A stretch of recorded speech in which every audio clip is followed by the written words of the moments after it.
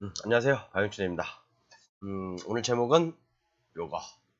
유치권과 법정지상권이 대립됐을 때 어떤 물건을 보면 유치권 플러스 법정지상권이 있대요. 두 가지가 있대요. 그럼 이런 경우는 어떻게 할 것인가? 그죠? 요걸 한번 명쾌하게 한번 제가 풀어드리고, 요즘 또 이제 주식이 많이 하락하다 보니까 주식에 관심이 되게 많으세요. 이제 빠질 만큼 빠진 게 아닌가, 이제 들어가야 될 때가 아닌가, 이제 그런 얘기들 많이 하시는데, 그런 주식 이야기. 어차피 주식은 하락 추세입니다. 이제 뭐 금리 인상을 통해서 경기 침체가 되고 그러면서 이제 이 침체가 장기간 좀 진행될 것 같고, 그러다 보니까 하락은 연속이고 주식은 짧게 치고 짧게 빠져야 됩니다. 그렇기 때문에 이제 주식 이야기 조금 해보겠습니다. 일단 먼저 주는 부동산이니까 유치권과 법정지상권이 대립됐을 때 물건을 보면서 한번 설명해 드릴게요. 자, 요거 이제 보고 물건이, 자, 이런 물건, 예를 들어서 이런 물건, 아유, 또 이 사진이 어쩌고 아닌데. 이런 물건을 보다 보면, 요건 이제 뭐 낙찰이 된 거예요. 낙찰이 된 거니까 뭐, 이제 제가 진행되고 있는 물건이 하나 있긴 한데, 좀 예민해서 그 부분은 제가 좀 터치를 하지 않기로 했습니다. 그 부분을 소개시키려다가 또 괜히 경쟁이 치열할까봐, 소개 안 지켜드리고, 유사한 물건을 제가 몇 개, 한 3개 정도를, 실사례를 들여서, 설명해 드릴게요. 자, 여러분. 유치권. 유치권은 말 그대로 그 물건을 점유하고 있어야 되죠. 점유는 간접점유든 직접점유든 상관없습니다. 간접점유라고 한다면 뭐죠? 뭐 세콤, 뭐 그런 것들, 뭐 어떤 보안회사의 어떤 그 시간장치가 돼서 뭐 그런 간접점유, 또는 내가 어떤 직원을 고용해서 점유를 시킨다든가. 그 유치권은 점유가 가장 중요하죠. 그죠? 점유에 이탈이 되게 되면 유치권은 깨지는 거고요. 그죠? 제가 그래서 유치권에 대해서 판례가 굉장히 많아요. 판례가 한 진짜 어마어마하게 많은데, 유치권에 대해서 어떤 판례를 들어서 그 판례와, 그러니까 판례 플러스 어떤 그 경험의 물건을 대비해서 제가 한번 쭉 강의를 조만간에 할 거예요. 그럼 유치권에 대해서 어렵다고 생각하지만 여러분들이 판례를 잘 하나씩 뜯어보면 유치권도 굉장히 쉬운 거거든요. 유치권이나 법정지상권에서 특히나 대박이 많이 나요. 그래서 결국에는 저는 그래요. 땅을 갖고 있는 사람이 이긴다. 제가 이제 건축허가권 얘기하면서, 임야의 건축허가권 얘기하면서 여러분들께 말씀드린 게 있죠. 건축허가권 무서워해서 들어가지 말려고 하는 사람들하고 엮이지 말자. 그런 사람들하고 엮이면 아무것도 할 것이 없다. 저는 항상 주장하는 그런 주의입니다. 토지든 뭐든 부동산은요, 시간이 해결해 줍니다. 시간이 좀 지나면, 특히 토지 같은 경우는요, 성장성이 높은, 발전 가능성이 높은 지역이라고 한다면 토지는 집가는 우상향하게 돼 있어요. 나머지는 토지 위에 있는 권리들은, 그죠? 토지에 있는 권리들은 이 토지의 단지 부수적인 거라고 인식하시면 돼요, 여러분들. 부수적인 거다. 이게 부수적인 것이 무서워서, 그죠? 이 토지를 낙찰받지 못한다면 땅을 치고 통곡할 겁니다. 후회가 될 거예요. 어떻게든 풀어갑니다. 어떻게든 풀어가요. 이게 묘지가 됐든 법정지상권이 됐든 유치권이 됐든, 그죠? 개발행 허가권이 됐든, 여러분들 이런 것도 되게 어려워하시죠. 그죠? 유치권, 법정지상권, 개발행 허가권, 묘지. 그죠? 결국에 저는 제 지론은 그거예요. 땅을 가지고 있는 자가 이긴다. 땅을 가지고 있는 자가 이긴다. 칼자루를 쥐고 있는 자가 이기는 거지. 뭐 진짜 이런 뱀의 꼬리가 몸통을 흔들 수도 있겠죠. 그죠? 꼬리가 없으면 안 되니까. 근데 이런 부동산에서만큼은 이런 것들은 물론 특수물건이라고 해요. 특수물건인데 특수물건을 너무 겁내할 필요는 없다고 생각해요. 물론 진짜 조심해야 될 경우도 많아요. 그렇지만 좀 공부를 깊이 하다 보면 어떤 그 메커니즘이 있거든요. 이렇게 연결되는 어떤 연결고리들이 있어요. 연결고리들이 쫙 짜여져요, 이렇게. 그래서 모든 지식이 한 군데로 통하는 어떤 그런 느낌은 희열을 받을 거예요, 여러분들. 저랑 같이 공부하다 보면 또 이제 저랑 앞으로 제가 한 1000강 정도를 예상하고 있는데, 지금까지 제가 제 전 강의 들어보라 해도 안 들어보잖아요. 좀 지금부터라도 한번 잘 들어보시면 좀 명쾌하다라는 생각을 많이 하실 거예요. 물론 제가 이제 강의를 짧게 하다 보니까 틀린 경우도 많이 있을 수 있죠. 언어상, 단어상. 자, 유치권. 유치권은 바로 이렇게 유치를 점유를 하고 있어야 돼요. 자세한 내용은 제가 다음 편부터 이제 시리즈로 한 5편에 걸쳐서 유치권에 대해서 한 뽀개기를 제가 해드릴게요. 그리고 법정지상권은 뭐죠? 법정지상권은 말 그대로 저당권 설정 당시에 토지에, 그죠? 이 토지의 저당권 설정 당시에 토지 위에 건물이 있어야 되고 토지와 건물의 소유자가 동일인이어야 된다. 이 세 가지 조건이 다 맞아야 된다. 어느 하나 조건이라도 안 맞으면 법정지상권은 성립 안 되는 거죠. 자, 그러면 이런 물건에 보자. 이런 물건에 예를 들어서 이게 꼭 그렇다는 건 아니에요, 여러분. 이것도 있고 몇 가지 있는데 이 물건 한번 볼게요. 이 물건 보면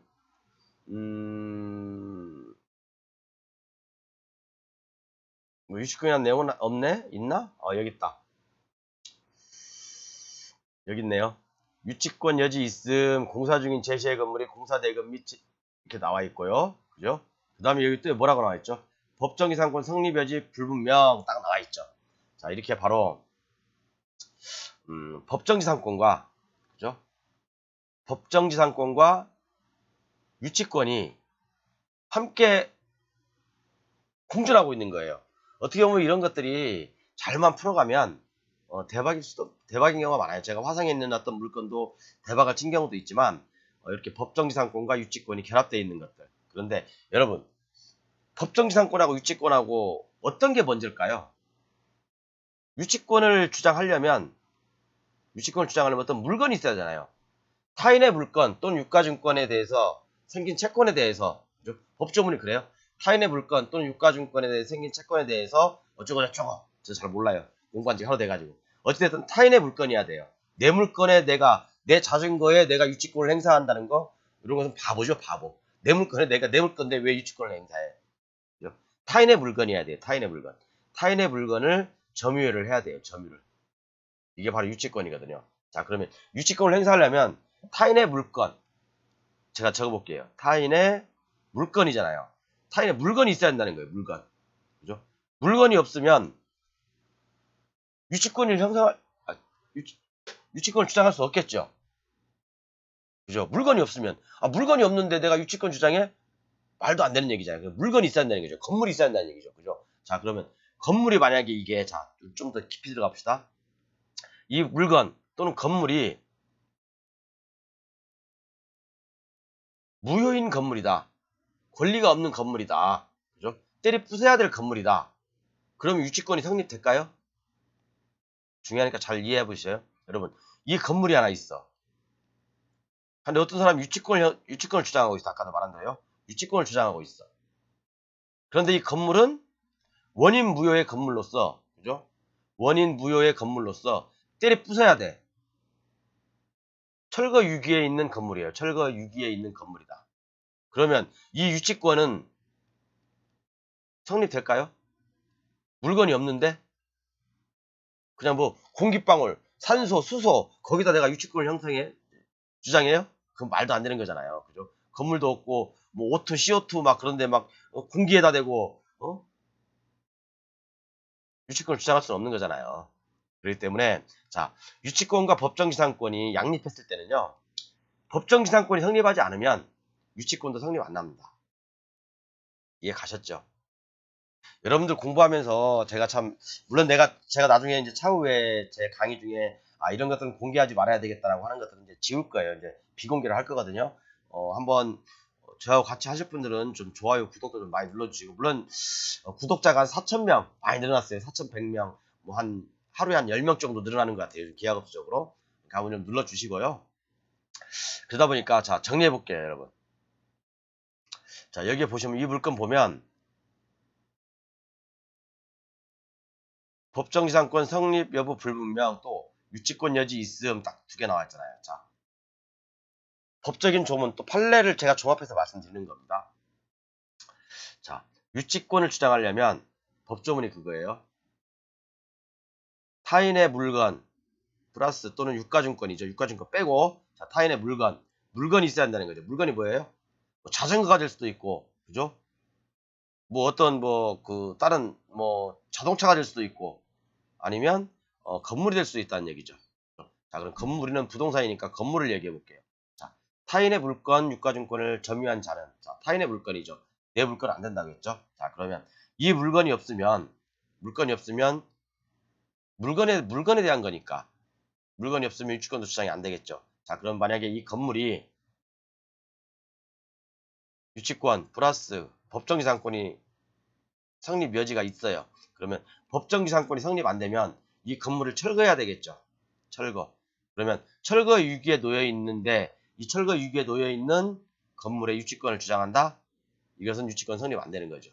자, 그래서 우리가 순서는 먼저 법정지상권을 깨트리고, 그죠? 법정지상을 깨트리고, 그 다음에 유치권을 깨트려야 되겠죠. 당연히 유치권은 그러면 소멸되겠죠. 뭐 깨트릴 여유도 없어요. 자, 이해 가셨죠?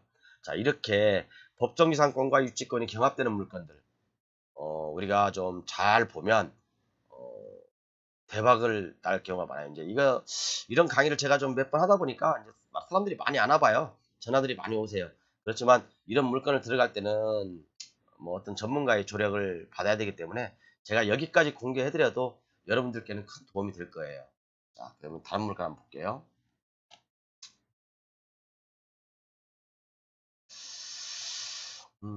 또 하나가 있었는데 2020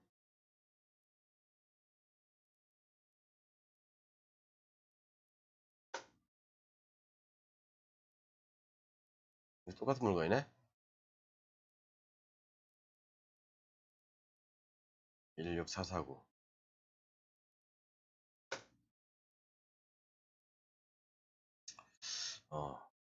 한번 볼까요? 자, 이런 물건도 이제 이렇게 개발 과정에서 이제 건축물도 있고 건축물도 있는데 밑에 쭉 내려보면 이런 물건들이 예를 들어서 자, 건물은 매각 제외죠. 건물은 매각 제외. 그다음에 유치권 여지 있음. 여기 유치권이 있다라고 보니까요. 법정상 그러니까 이게 또 마찬가지고 건물은 매각 제외래요. 근데 유치권이 있어. 자, 이런 물건도 우리가 판단을 잘 해보면 그죠? 법정이상권이 성립하지 않으면 물론 토지에 대한 유치권이 있을 수 있어요. 토목공사에 대한 유치권. 그걸 제외하고 만약에 건물이 있는데 건물은 매각 제외래. 내 물건이 아니란 얘기죠. 그죠? 이해가 안 가시나? 그러면 유치권이 있으면 유치권 성립하겠습니까? 네, 여기까지 코멘트하고 자, 그 다음에 2020 옛날에 이제 이건 진행됐던 물건이에요. 참 이게 대박난 물건. 자, 요게 이제 그런 경우죠. 아까 이제 첫 번째 설명드렸던 거하고 같이 자, 건물은 매각 제외. 그죠? 유치권 여기 유치권 많이 있습니다. 이때 보면 유치권 많이 있어요. 유치권 많이 주장했었는데 어디 가버렸네? 잠깐만요.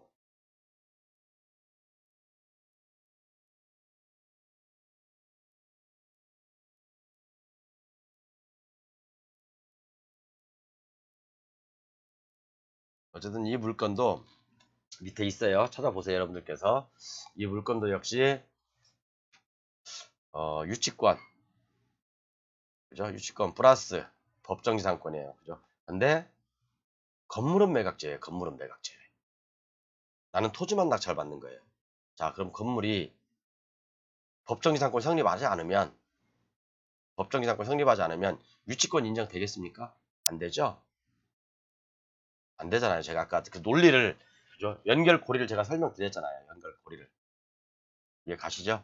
그렇기 때문에 이런 물건들 여러분들 나왔을 때는 한번 유심하게 연구할 필요가 있어요. 그래서 이런 것들도 사실은 제가 이제 간략하게 짧은 시간에 설명드렸지만 정말 조금 더 깊이 들어갈 필요가 있거든요. 좀 더 깊이 공부하고 싶으신 분들은 따로 뭐 진짜 판례를 찾아본다든가 여러 가지 저보다 더 똑똑한 전문가들하고 만나 보십시오. 제가 공개해드릴 수 있는 것은 여기까지예요, 사실은요. 그냥 요것만 공개해드려도 여러분들한테는 큰 힘이 될 겁니다. 경매 물건을 보는 데 있어서 큰 힘이 될 것 같고요. 제가 아까 이제 그래서 부동산 얘기는 여기까지 하고 유치권과 법정이상권이 경합됐을 때 이런 이렇게 풀어가면 된다라고 말씀드렸고 주식 얘기 잠깐 해볼게요. 자, 주식은 어차피 하락 트렌드예요. 지금은 항상 말씀드리지만 짧게 치고 짧게 빠져야 됩니다. 그리고 하락장이니까 오전에 사면 무조건 물려요, 여러분. 오전에 사면 오후에 푹 빠져 있어요. 그죠? 그리고 반드시 반드시 손절가를 지키셔야 돼요. 반드시 손절가를 지키셔야 돼요. 손절가를 지키지 않으면 하락폭이 너무 커요. 하락률이 너무 크다고요. 오전에 플러스 샀는데 오후에 마이너스야. 그럼 잘못하면 이 하락폭이요. 15% 20% 된다니까요. 자, 그래서 종합지수 시황을 한번 말씀드려볼게요. 그래서 주식은 저는 그래요. 손절을 잘하는 사람이 결국에는 이긴다. 자, 어제 제가 말씀드린 내용 중에 2300을 좀 지지해야 된다. 쌍바닥을 지지해야 된다. 자, 여기 쌍바닥을 오르는 듯 하더만 오늘 또 쭉 빼버렸어요. 그래서 좀 모양새가 안 좋은 모양으로 지금 진행되고 있어요. 종합지수가. 그죠? 제가 말씀드렸지만 반등 목표치는 2450에서 2500이지만 여기까지 갈지 안 갈지도 모르겠어요. 지금은 또다시 이제 금리를 자꾸 올리니까 어떤 침체, 또 오늘 뭐 원자재 값이 또 원유 값이 막 폭락을 하다 보니까 침체가 또 오지 않냐. 침체 와요. 제가 봤을 때 침체가 오는데 그래서 지금 바닥이 어딘지는 몰라요. 바닥이 어딘지는 몰라요. 다만 우리는 대응의 영역으로 가야 돼요. 대응의 영역으로. 그래서 여기 지금 2300 오늘도 완벽하게 깼지만 내일도 만약에 2300을 회복하지 못하고 추가 하락한다면 지수는 분명 추가 하락할 겁니다. 추가 하락에 대비해야 되고요. 그래서 종목을 가지고 계신 분들은 저는 오늘 단톡방에 그랬어요. 아침에 오를 때 오전에 제가 11시 30분인가 주식 팔자. 주식 팔고 물론 그 중에서는 약간의 손실 난 것도 있고 이익 난 것도 있어요. 근데 오늘 결국에는 플러스거든요. 이제 저희 계좌는요. 플러스인데 이렇게 해서 이제 현금 비중 80% 이상 만들자. 일정 부분 이제 한 종목 있어요. 한 종목만 지금 그것만 좀 보유하고 있고 그래서 지금 이렇게 하락 추세에 있을 때는 주식이 자신 없는 분들은 그냥 하지 마세요. 주식 정말 자신 없는 분들은 하지 마시고 오늘 같은 경우는 이제 제약바이오주가 좀 반짝거리죠. 코스닥 지수를 좀 많이 방어를 해주는 역할을 하고 있어요.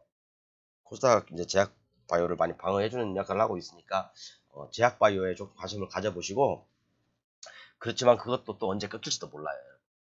이렇게 하락장에서는요 장기 투자라는 게 있을 수가 없어요. 자, 그러면 이제 종합지수는 이 정도면 되겠죠. 종합지수는 내일 만약에 제가 어제 그런 말씀 드렸죠. 2300 깨고 2, 3일 동안 2, 3일 내에 회복하지 못하면 지수는 추가 하락할 수 있다. 그래서 오늘 한번 깼죠. 내일 만약에 회복하지 못하면 또 모레까지 회복하지 못하면 지수는 한 단계 추가 하락합니다. 2300이라는 라인은요.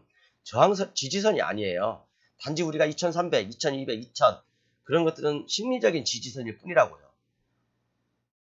그렇기 때문에 2, 3일 안에 2300 회복하지 못하면 지수는 쉽게 무너질 수 있습니다. 쉽게.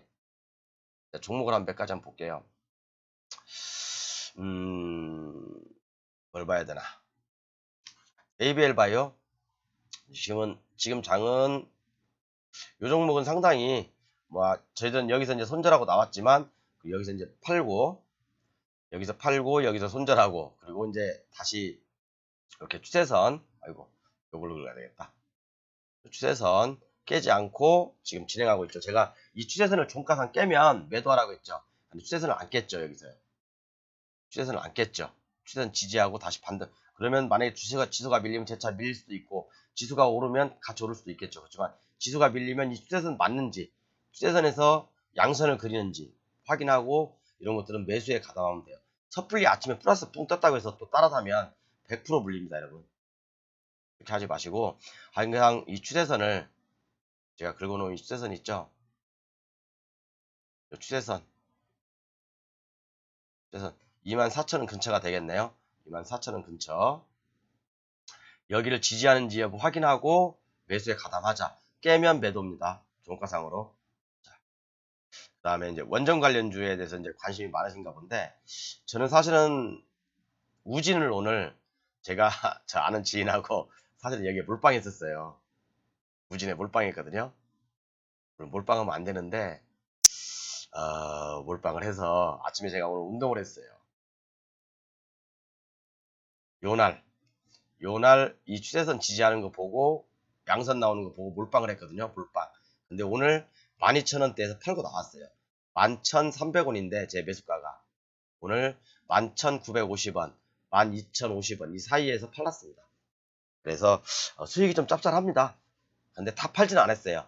다 팔지는 않았고 한 2,000주 정도 남아 있어요. 2,000 한 얼마 몇 주 정도 남아 있는데 그래서 오늘 수익이 좀 짭짤하고 괜찮았어요.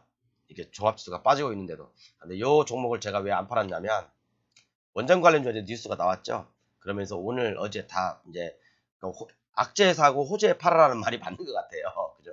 어제 호재가 나오자마자 그냥 물건을 내리꽂더라고요. 자, 요 물건이라니. 요것은 어제 양선 보이고 망치형 보였죠. 오늘 영망치형 보였죠. 그럼 내일은 상승할 가능성도 있다는 얘기예요. 그래서 사실은 오늘 전량 팔지 않고 1분만 차익 실현했습니다. 1분만 차익 실현. 자, 그래서 우진도 당연히 추세선 깨면 매도입니다, 여러분. 추세선이 되게 중요해요. 올라오고 있는 이 상승 추세선 있죠? 이 추세선 11,000원, 종가상 11,000원 또는 만원을 깨면, 이 가격대를 깨면 매도입니다, 여러분. 볼 것도 없어요. 자, 그리고 이제 저희들이 이제 하이라이트였던 BHI 많이 올랐다가 또 뉴스에 좀 사람들이 팔기 시작했죠. 많이 팔았죠. 저는 이 BHI 다시 살 거예요. 언제 살 거냐? 이 전고점 6,500원대 오면 살 겁니다. 내일 만약에 오늘 나스닥이나 다우가 폭락해서 여기 6,500원 땅 깬다. 그런 저는 과감한 매수. 플러스 때는 절대 안 삽니다. 저는 이 종목 다시 들어갈 거예요. 왜냐하면 원전 관련주는 올해 내내 또 10월, 11월 달에 해외에 어마어마한 수주가 있기 때문에요. 올해 내내 그 주도주로 갈 수밖에 없어요. 주도주로 갈 수밖에 없다고 저는 판단합니다. 제 개인적인 생각은. 그래서 저는 내일 플러스 때는 플러스 뭐 날아가 버리면 안 사고 내일 만약에 진짜 개발학을 보여서 6,500원 이하, 그죠? 6,500원 이하가 온다. 저는 다시 도전하겠습니다. 이 종목 아주 저는 좋게 봅니다. 그리고 일진전기하고 마치 BHI와 같은 맥락으로 볼 수 있는 게 일진전기, 그다음에 재룡전기고, 그다음에 아까 이제 현대건설기계는 저는 이 종목 좋게 봅니다. 우크라이나 재건 끝난 거 아니에요, 여러분. 단지 시장이 안 좋으니까 호재가 나왔으니까 같이 밀리는 것 뿐이고, 여기 이제 추세 상단 요 정도 42,000원 이하에서, 그죠?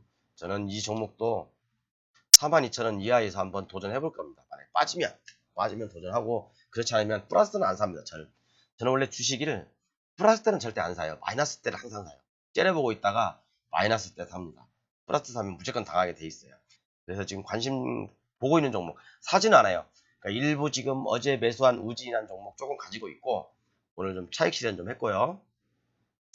그 다음에 이제 앞으로 좀 제가 살 종목은 ABL 바이오, BHI, 현대건설기계. 근데 절대 제가 목표한 가격, 아까 말씀드렸지만 목표한 가격 오지 않으면 안 산다. 그리고 종합지수가 만약에 내일 폭락하면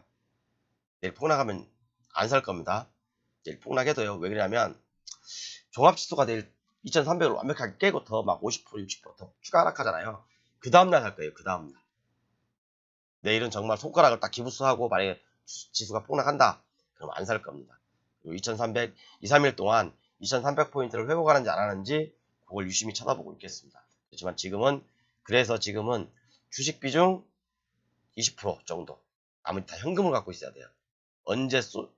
기회가 됐을 때 딱 쏠 수 있는 현찰이 있어야 돼요. 현찰도 없으면 맨날 당하기만 해요. 맨날 마이너스에 내 계좌는. 그렇기 때문에 여러분 저랑 같이 투자하시는 분들은 무조건 현찰 비중 70% 이상 유지하시고, 항상 대기 스탠드바이 이상입니다.